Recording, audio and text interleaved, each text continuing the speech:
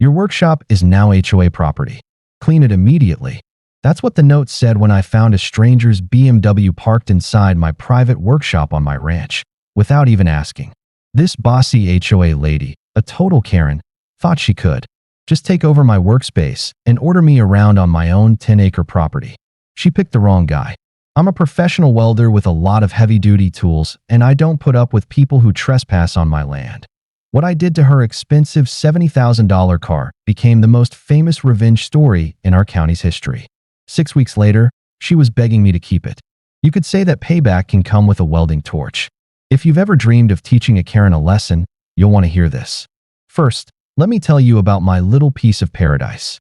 My name is Marcus Reed, and I live on 10 acres of total freedom, about half a mile outside of Pine Valley. I bought this land 8 years ago just so I could get away from all the HOA rules and nosy neighbors who think they have a right to tell you how to live. My house is on a hill that looks over a big pasture. About 200 yards away is my workshop. It's an old barn I changed into a place where I do special metal projects, fix farm machinery, and make art pieces that pay the bills. It's my own special place, my creative space, and the most important part is that it's all mine. I have all sorts of welding tools, plasma cutters, and a forge I made myself. I have enough steel to build anything I can think of. My workshop has even been in a couple of magazines for metalworkers, and I've sold my art to people as far away as California. Life was good, quiet, and just the way I liked it. But everything changed on a Tuesday in late September. I had just finished a big job welding custom gates for the county. It was a $15,000 job that would pay for my projects all winter. I was tired and looking forward to a cold beer and maybe working on a new sculpture idea. I drove my truck up to the workshop, and that's when I saw it. A perfect, shiny white BMW SUV worth about $70,000, parked right in the middle of my workspace. It wasn't just parked outside. It was inside the workshop in the exact spot I needed for the gates I was working on. The nerve of it was just unbelievable. For a second, I thought I was seeing things. I walked around the car twice, trying to find a good reason for it to be there. Maybe the driver had car trouble, or there was an emergency.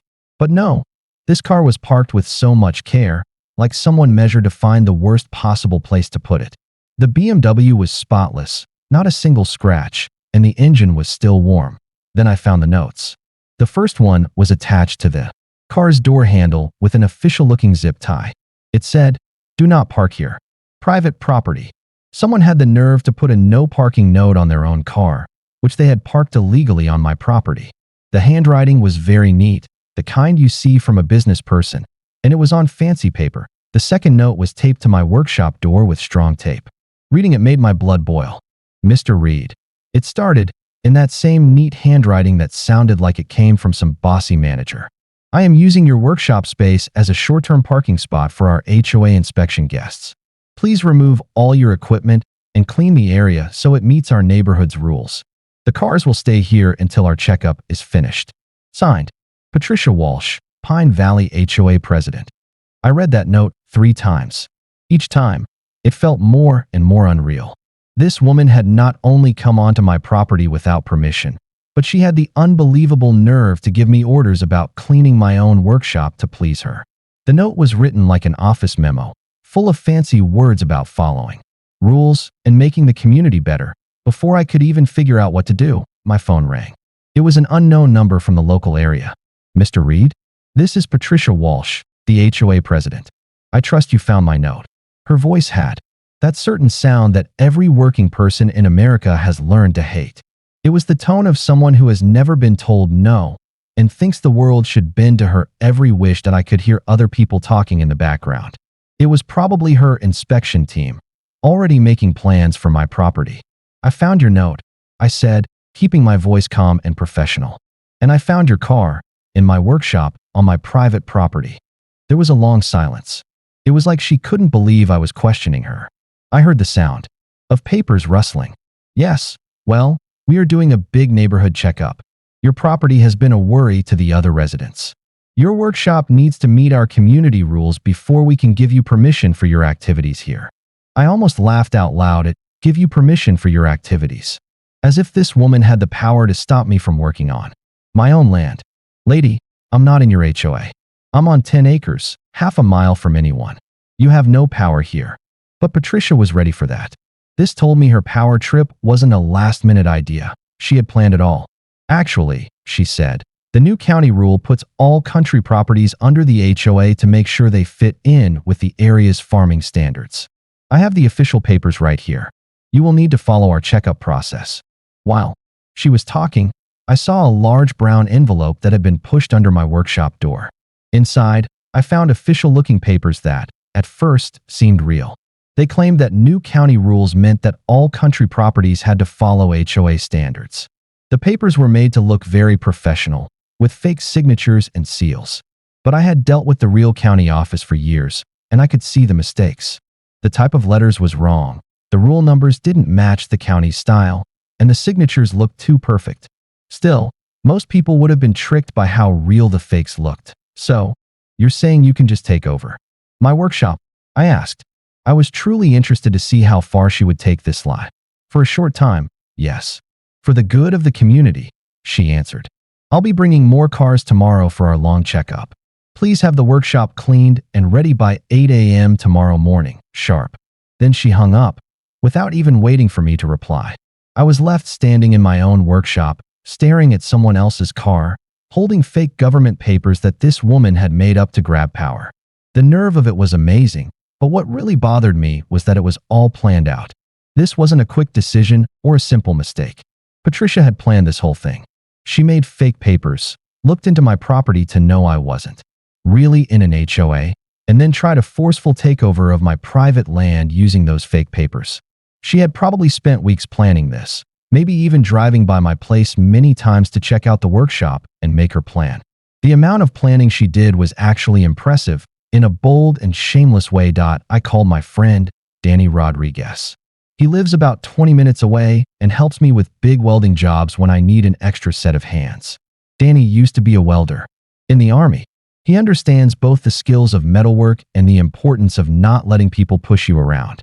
He had served overseas twice before coming home to start his own small welding business, and he had no patience for people who tried to use power they didn't really have.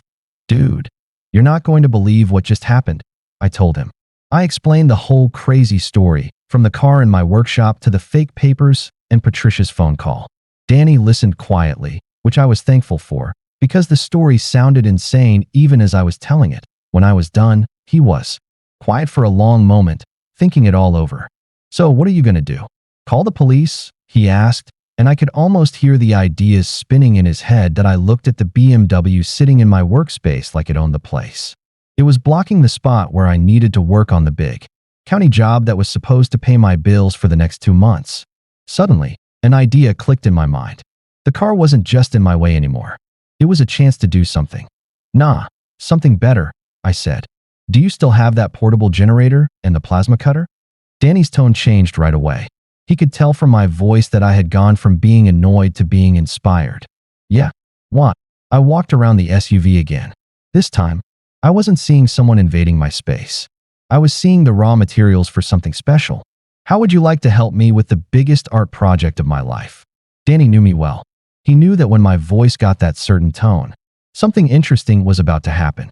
He had seen me turn junk metal into sculptures that won awards, change broken farm machines into working pieces of art, and build things that museums wanted to have. Marcus, what are you thinking? He asked, but I could already hear the smile in his voice. I explained my idea to him, and the more I talked, the more excited I got. This wasn't just about getting even with Patricia. This was about making a point that would last longer than both of us. You know how I always say that art should make people feel something? I said, well, Patricia is about to feel something she has never felt before. That night, Danny brought his tools over. We worked by the light of headlamps and a generator until 4 in the morning. We didn't touch the SUV, not yet. Instead, we were building the base for what I was already calling my masterpiece. We used steel plates, welding rods, and cutting tools. My plan, which started forming the moment I read Patricia's bossy, fake memo, was coming to life. We sealed up every opening of the workshop with amazing skill. My old engineering teachers would have been proud. We covered the doors, windows, and vents, every possible way in, with half-inch thick steel plates. We welded them shut so well using army-grade skills that Danny had learned overseas, that the seals were perfect. There were no gaps, no weak spots. There was no way for anyone to see inside or get in without very powerful industrial tools that we worked mostly in silence. We both knew how important it was to get every detail just right. This wasn't just about keeping people out. It was about making a statement that no one could ignore or undo. The last thing we did was make a sign. I made it out of metal and welded it to the front of the workshop. I used the professional-style lettering I had learned from being in those magazines. It said, Community Art Project. 6 weeks. Do not disturb. Below that, in smaller but still professional letters, it said, Vehicle inside donated for Artistic Transformation Project. Funded by private donations. For questions, contact M. Reed. The sign was made to look official enough to make anyone think twice before trying to mess with it. It also created a legal reason that would help protect what we were doing. By sunrise. My workshop looked like a military fort built to protect top-secret items. Or maybe, it looked like a piece of modern art all by itself. Every opening was sealed shut with welded steel plates that shone in the morning sun. The whole building looked solid and full of purpose, and I knew it would drive Patricia crazy that I packed up my RV with everything I'd need for what I decided to call my inspiration trip. I had camping supplies, camera gear, enough food to be gone for 6 weeks, and a portable internet device so I could post updates about the whole thing. I wanted to be far away when Patricia showed up for her 8 a.m. inspection. Part of the reason was that I didn't want to deal with the immediate drama, but mostly, I wanted her to stew in the situation for a while. Sometimes, waiting to find out what will happen teaches a better lesson than the punishment itself. And I had a feeling Patricia was about to get the lesson of a lifetime. What do you think Patricia is going to do when she shows up and finds her $70,000 BMW stuck inside a steel fort? Leave your ideas in the comments. Will she call the police, get a lawyer, or do something even crazier? I drove straight to a state park about 3 hours north of Pine Valley. I found a camping spot with a great cell signal and a perfect view of a mountain lake. I settled in to share the story of what I knew would be the most interesting 6 weeks of my life. The great thing about modern technology is that I could watch my property from far away using security cameras, while being impossible for anyone to reach who might try to make me give up.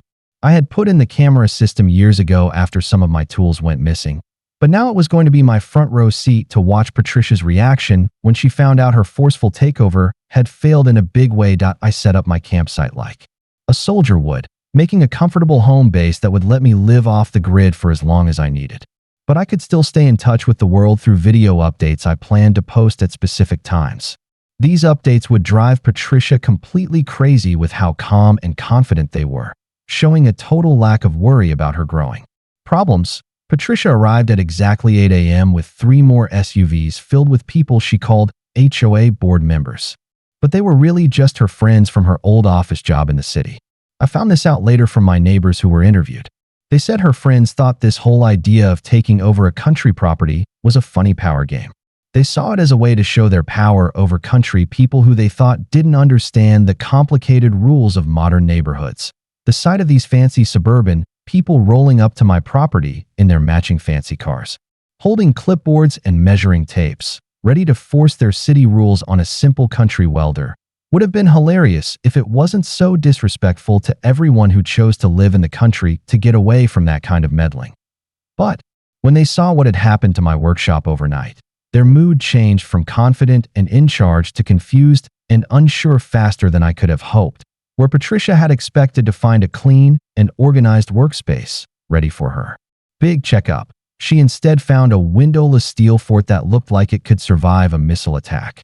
My security cameras caught every second of her discovery, and watching the video later was pure fun that I will remember for the rest of my life. Patricia marched up to the sign I had made, acting like someone who had never been challenged before. She read it once, quickly, then read it again more slowly, as the meaning of it all started to sink in. The change in her face was amazing to see. First, she was confused, then she was in disbelief. Then her disbelief turned to anger, and finally, her anger turned to something close to panic as she understood just how big of a situation she was in. She started screaming my name, as if she could make me appear just by yelling loud enough. She pounded on the steel walls with her fists until her perfect nails were probably broken. She even ran her hands along the welded lines, trying to find a secret way in, looking for a weak spot that just wasn't there.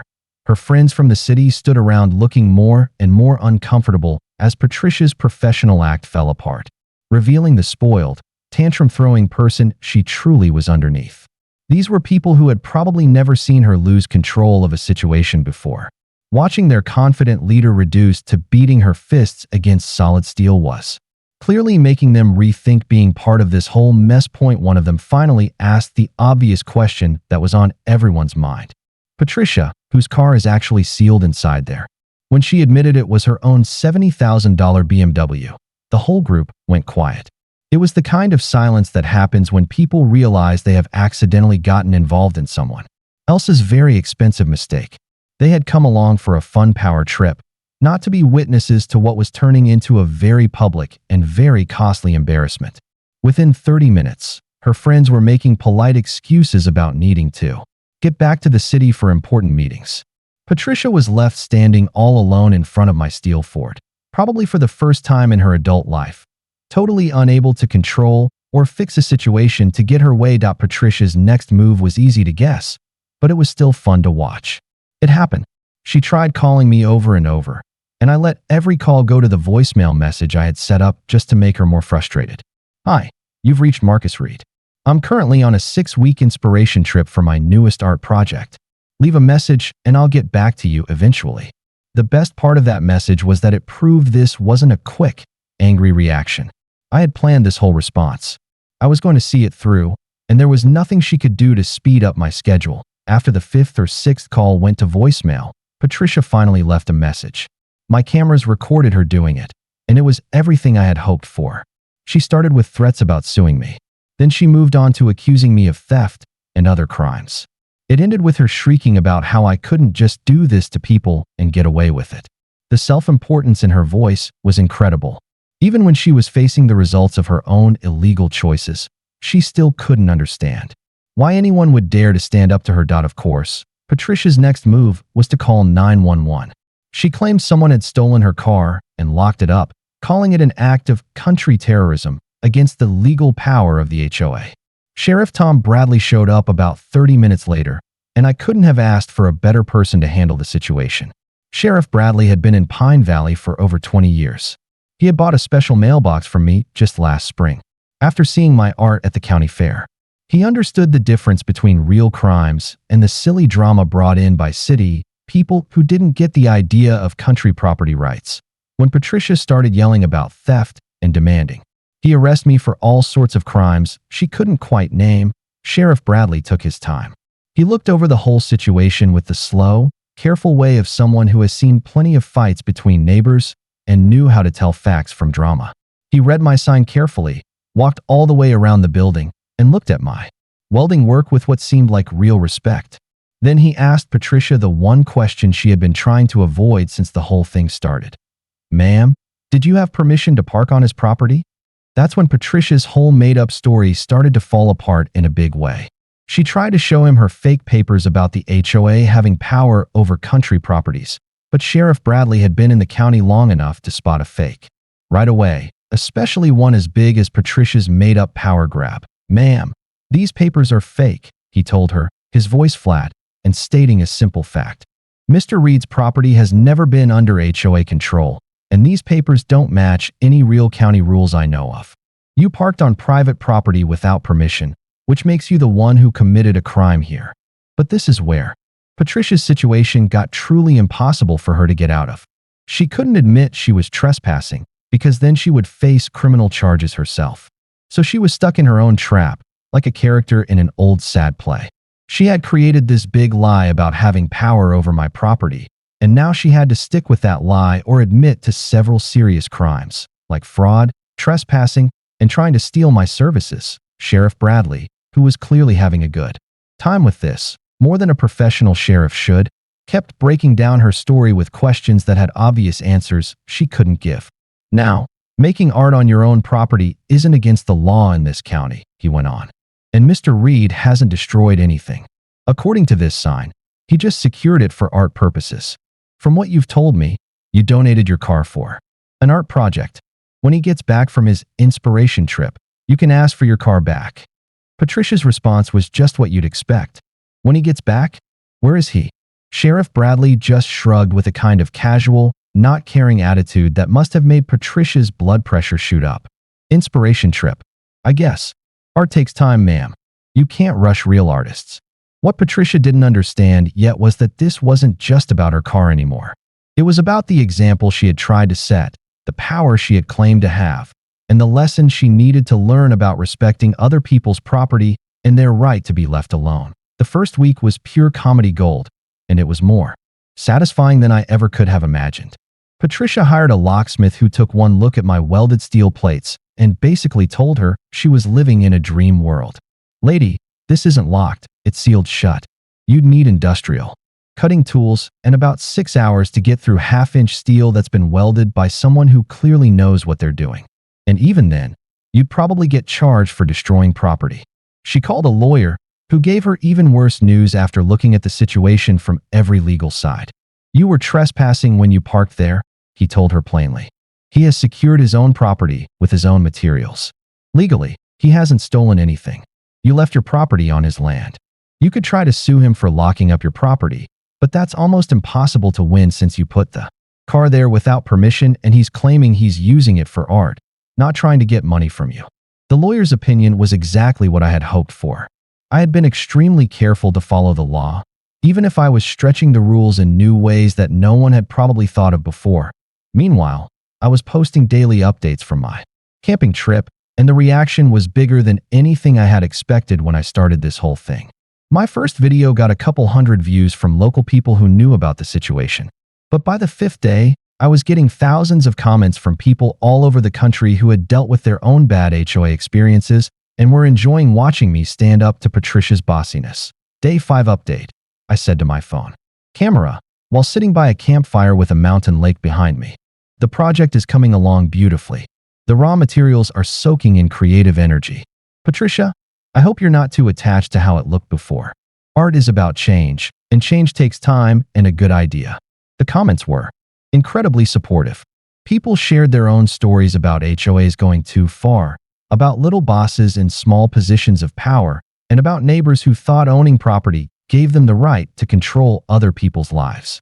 By the 10th day, my videos were being shared on every website you can think of.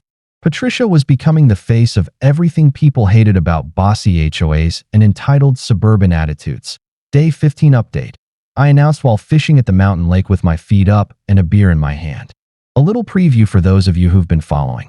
I've never worked with such high-quality materials before. This piece is going to be truly special, something that will help our community for years to come. Each video got more views than the one before.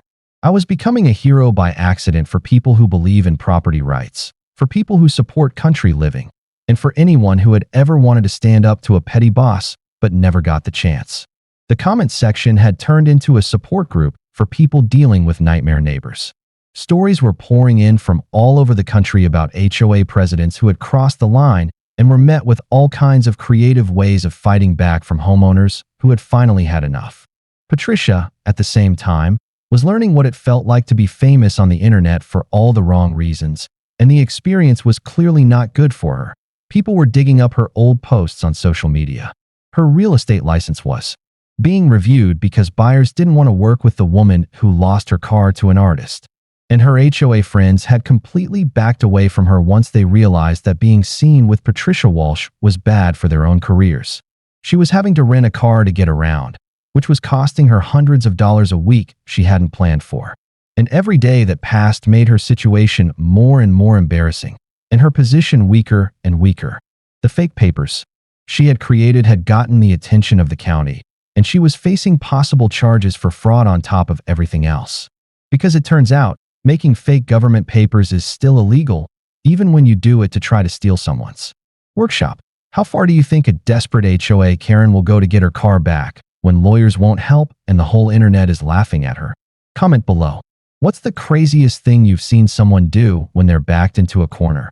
By the 4th week, Patricia Walsh had become a warning story about what happens when unchecked power meets unmovable resistance. And everyone in Pine Valley was watching her life fall apart in real time, like a slow-motion train wreck that no one could look away from. Her perfectly managed suburban life was breaking down piece by piece. Every day brought new problems because of her decision to mess with the wrong person's property rights. Her real estate career was basically over. The news about her fake papers and her attempt to take over my property had spread through the local business world faster than gossip at a party. And clients were backing out of deals with her left and right, so quickly that it seemed like they were just looking for a reason to get away from her bossy personality anyway. No one wanted to be connected to someone who had become a national joke, especially in a business where trust and a good name are so important.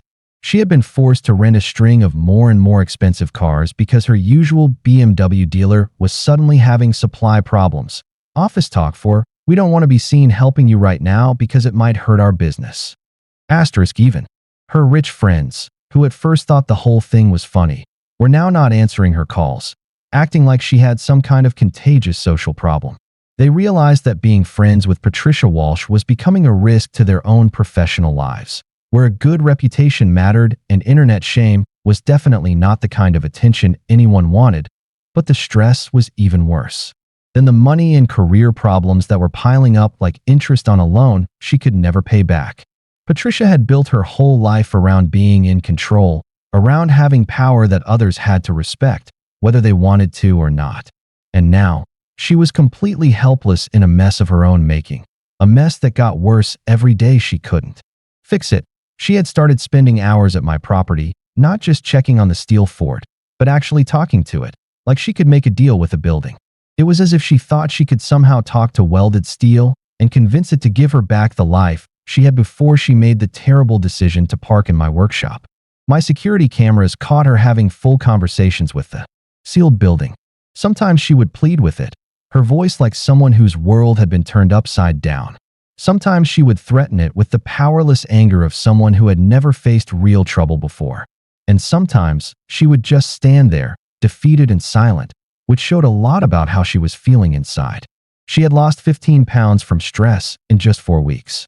Her perfect, professional look had been replaced by messy clothes and dark circles under her eyes, making her look like she hadn't slept well since this all started. And neighbors were starting to whisper, wondering if she was having a complete nervous breakdown right there for everyone to see. The woman who tried to force her rules on everyone else's life was watching her own life spin completely out of control in ways she never could have imagined when she had so confidently parked her BMW in my workshop and left that demanding note. Meanwhile, my daily video updates were turning into entertainment that thousands of people had to see. They were living through me as I stood up to HOA bossiness and city entitlement. Day 20 update. I announced while hiking through a national forest that looked like it was from a nature show. We've reached the halfway point. The change is truly amazing. I can't wait to show this transformation to the community. Patricia, I hope you're ready for something you'll never expect, because what's happening in that workshop is going to change how everyone thinks about art, community, and the difference between control and leading. The comments section had become a support group for people dealing with their own nightmare neighbors, HOA horror stories, and petty bosses in small positions of power. Stories were pouring in from all over the country about presidents who went too far and were met with creative pushback from homeowners who had finally had enough of being bossed around by people who thought power was the same as wisdom. Local news stations had picked up the story and were treating it like the best feel-good human story of the year. Reporters were camping out in Pine Valley and interviewing my neighbors about what they were calling the great car hostage situation, though most people knew it was really about property rights and standing up to bullies. What the reporters found was a community that was completely on my side. Person after person told stories about Patricia's past power trips, which painted a picture of constant pestering disguised as community improvement. She tried to find me because my fence was 2 inches too high, one neighbor told a camera crew. She reported my dog for barking during the day when kids were playing outside. She measured my grass with a real ruler and demanded I replant my whole yard because it was, in her opinion, the wrong shade of green. The stories kept coming, each one showing another side of Patricia's need for control and helping people understand that this was about much more than just a car parked in the wrong spot. A petition was started to support me, called Support Marcus Reed's Art Project, and it got 500 signatures in just 2 days from people who saw my stand as a win for everyone who had ever been pushed around by petty bosses with too much time and not enough real responsibility. Week 5 was when Patricia finally broke down completely from the pressure of her world falling apart. And how she reacted showed exactly why she was the wrong person to have any kind of power over other people's lives. She hired a crew with powerful cutting torches, planning to break into my workshop and get her car back by force. She seemed to believe that if she could just get her BMW back, somehow everything would go back to normal and she could pretend this whole nightmare never happened. But I had expected this exact move from the very beginning. I had installed a security system that would make a Las Vegas casino jealous, with motion sensors, heat detectors, and cameras that could spot a mouse from 50 yards away in total darkness. The moment the first cutting torch was turned on, with its special hiss and blue flame, alarms started blaring loud enough to wake the dead. Cameras started recording in high definition from all different angles, and Sheriff Bradley was automatically alerted through a system that sent him instant messages whenever someone tried to mess with my property that he arrived in minutes to find. Patricia telling 2 men with serious metalworking tools what to do. The men were clearly having second thoughts about being part of what was starting to look like a crime, not just a simple recovery job. Sheriff Bradley's patience with the situation was clearly gone, and his tone made it obvious that Patricia had pushed him too far this time. "Ma'am, this is destruction of property," he told her, in the serious voice police use when they're done being nice and are ready to make arrests. "And since Mr. Reed has security systems in place, and you're trying to break into his building, it's also breaking and entering. You're about to get hit with serious felony charges over a car that you illegally parked in the first place." The cutting crew packed up their tools and left right away, not wanting to get in trouble for someone else's crazy plan. Their quick exit left Patricia standing alone, facing the fact that every legal and illegal plan had failed, without getting her any closer to fixing the mess she had created with her own pride.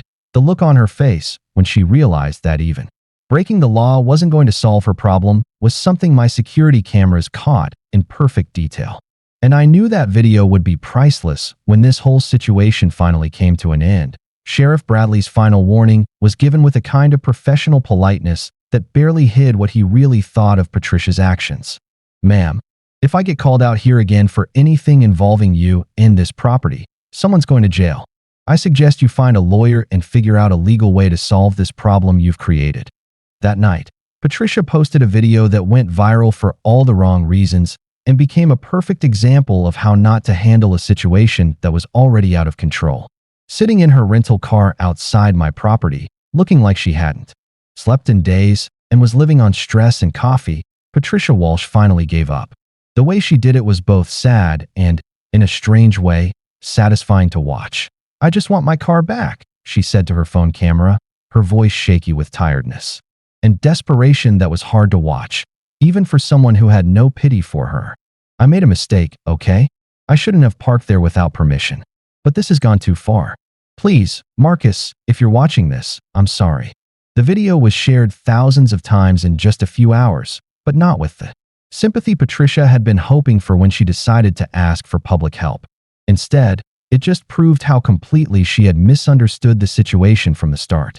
It was proof that she still didn't get that this was about respect, property rights, and what happens when you try to push around people who are perfectly able to push back. People weren't seeing a victim of some mean art project. They were seeing someone who tried to abuse power and was now facing the natural results of that choice. They saw someone who had created her own problem and was now begging for forgiveness from the very person she had tried to hurt. But by then, the community had completely turned against her in ways that went far beyond just this one event. There was no way to undo the damage she had done to her own reputation through years of small acts of tyranny that she tried to pass off as community improvement. Neighbors who had quietly put up with her HOA power trips for months were finally speaking up, and their stories painted a picture of constant harassment and control that went way beyond my situation with the BMW. Local businesses started putting up signs showing their support for property rights and creative freedom, with messages like, "We support creative problem solving and property rights matter," showing up in shop windows all over Pine Valley. Patricia found herself pretty much banned from half the places in town. Not because of any organized protest, but simply because business owners didn't want to deal with the bad publicity that came with serving someone who had become the poster child for everything people hated about HOA abuse and suburban entitlement. The mind games I was playing with my daily videos were having exactly the effect I had hoped for. Each update was carefully planned to make Patricia more and more anxious, while building excitement for whatever I was creating in that sealed workshop. Day 35, I said, while roasting marshmallows over a perfect campfire under a sky full of stars. The transformation is entering its final stage. I have never worked with materials that were so responsive to the creative process. This piece is going to change how our community thinks about art, working together, and the difference between control and leadership. The comments were getting more and more excited, with people planning road trips to Pine Valley just to see the final reveal. Art writers were writing articles about rebel community art and how public spaces can be reclaimed through the actions of one person. Without even trying, I had started a national conversation about property rights, community, teamwork, and the power of art to create social change. It was a conversation that was reaching far beyond our small town and connecting with people who had never even heard of Pine Valley before this all started. Week 6 began with my most anticipated video yet, and I could feel the excitement growing. Not just in my own voice, but in the comments from people who had been following this journey from the start. Tomorrow, I return home, I announced, while packing up my campsite for the last time. The project is finished. Patricia, I want to thank you. You inspired what I think is my greatest work. The whole community is invited to the unveiling at 2 p.m. tomorrow. Patricia, you get the front row seat you've earned. What do you think Marcus turned that BMW into after 6 weeks of secret work? A revenge masterpiece, or something no one could guess? Type your best guesses below. The wilder the guess, the better, because what really happened will blow your mind. The morning of the big reveal felt like the whole state had turned its attention to Pine Valley. It was as if every person who had been following the story was there in spirit, even if they couldn't be there in person to see what had become the most awaited art show in the history of rural America. By noon, over 200 people had gathered around my workshop in what looked like the strangest county fair anyone had ever seen. But instead of cotton candy and rides, everyone was there to see what 6 weeks of creative work had done to an HOA Karen's BMW. The crowd included news crews from 3 different cities with professional cameras and news trucks, art writers with expensive photo gear who had driven for hours to be there, curious neighbors who had been following the story from day one, and even tourists who had made special trips just to see this cultural event for the first time in Pine Valley's quiet history. The local police had to direct traffic. The whole scene had an exciting energy that you could almost feel in the air, like the feeling right before a thunderstorm. Patricia arrived last. She drove her rental car like she was on her way to her own doom, and the crowd actually became silent when she stepped out of the car. Everyone understood that this moment was just as much about her personal change as it was about what had happened to her BMW. She had lost so much weight during these 6 weeks that her clothes hung on her loosely, like she was wearing someone else's outfit. Her perfect, businesslike style was completely gone, replaced by jeans and a wrinkled shirt that showed she had stopped caring about how she looked. And she moved like someone who was expecting the worst, but was secretly hoping for a miracle that would give her back her old life. When I pulled up in my RV, the crowd burst into cheers that surprised even me with how excited and genuinely happy they were. These weren't just my neighbors anymore. They were people who had been following my daily updates and had become a part of this whole situation. They saw my stand against Patricia as a win for everyone who had ever been bossed around by small-minded authority figures who confuse power with wisdom. That I stepped out of the RV feeling like I was walking onto a stage, which, in a way, I was. This wasn't just about giving Patricia's car back anymore. It was about making a statement that would last longer than both of us, and hopefully, encourage other people to stand up for their rights when they face similar problems. Thank you all for coming to the unveiling of Community Transformation, a study in perspective, I announced. My voice carried across the crowd thanks to a portable speaker I had borrowed from the local church. The fancy title got a few laughs, but it also kept the serious artistic feeling that had been the point of this whole project from the start. I walked right up to Patricia, and the crowd went completely quiet, knowing they were about to see the final showdown between the unstoppable force and the unmovable object. Except now, the roles were completely switched from where they were 6 weeks ago. Patricia was the one who looked beaten and unsure, while I was calm and sure of myself, knowing that justice was about to be served in a way that would please everyone, except for the person who had brought this all on herself through her own pride and disrespect for other people's rights. "Patricia," I said, loud enough for everyone to hear, as I looked right into her eyes. "This piece was inspired by you. I hope you appreciate what we've created together." The word "together" was chosen on purpose. I wanted everyone to know that this artwork existed because of her choices, not in spite of them, and that she was fully responsible for whatever was about to be revealed. She looked at me with a mix of fear and desperate hope, probably wishing that whatever I had done could be undone, that her car could magically be returned to its original condition, and that this nightmare could end without the total embarrassment she was expecting after 6 weeks of internet fame and being rejected by her community. The reveal itself was planned to be as dramatic as possible, while also serving the larger goal of teaching the community and bringing about change. I pressed a button on a remote control, which turned on hidden hydraulic lifts. There was a low, mechanical whirring sound that made everyone even more excited, giving them a moment to focus on what was about to happen. But instead of the doors just opening like a normal building, the steel walls began to fold down like the giant petals of a flower in a perfectly timed sequence. They formed a stage around the artwork that was now revealed, making sure that everyone in the crowd had a perfect view of what 6 weeks of creative inspiration had produced. The sound of 200 people gasping all at once when they saw what had become of Patricia's BMW was one of the most satisfying sounds I had ever heard. It was a moment of pure, honest reaction that made every hour I had spent planning and building this transformation feel completely worth it. What stood in the center of that stage wasn't a destroyed car or some strange modern sculpture that only art experts could like.